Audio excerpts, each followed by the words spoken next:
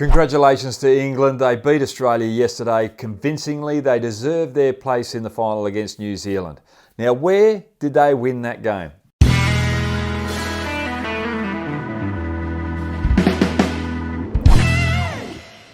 Now, going into the match, the lineups were relatively even. Both teams had dominant opening batsmen. That's where the game was going to be won and lost. And if we looked at it, Australia's opening partners could only manage 4 together. England 124.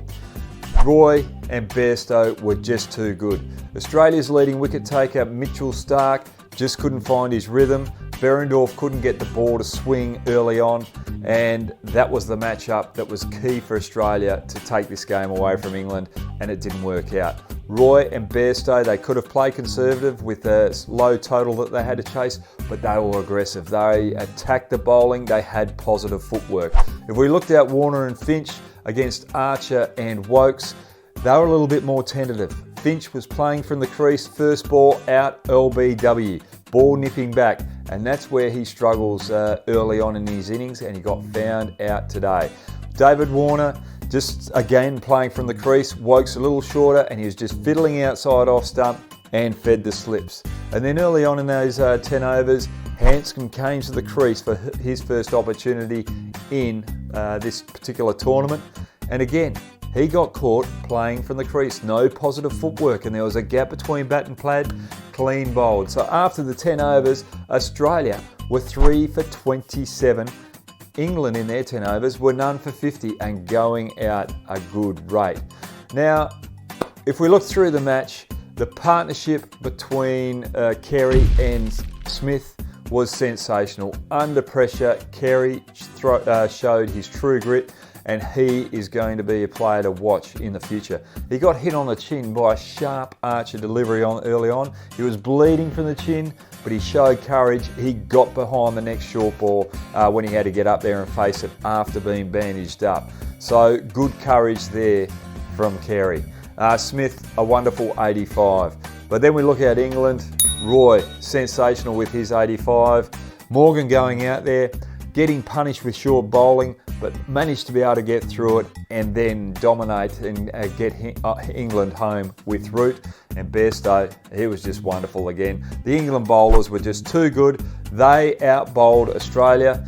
England out-batted Australia, but where the turning point was when Smith was on 85. There was 3 overs to go. He could have got Australia an extra 30 runs at least on their total, and he went for a pull shot, didn't quite get it. It rolled off the gloves.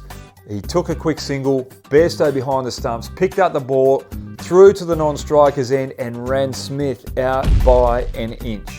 A wonderful piece of fielding, and if you're going to win the final, it's fielding that's going to do it. And if we quickly go over to the India-New Zealand game the other day, New Zealand, they were struggling early. They lost early wickets, but Williamson and Taylor managed to work their way through a tough period to help get New Zealand to a relatively defendable score of 239. Then Henry got early wickets on that Indian top order, and it looked as though New Zealand were going to win it comfortably. But Pandya, Dhoni, as well as Jadeja, sensational batting got India back into the contest. Dhoni was on 50. It looked as though India were going to take the game away with a couple of overs to go. He's pushed it out to deep square leg.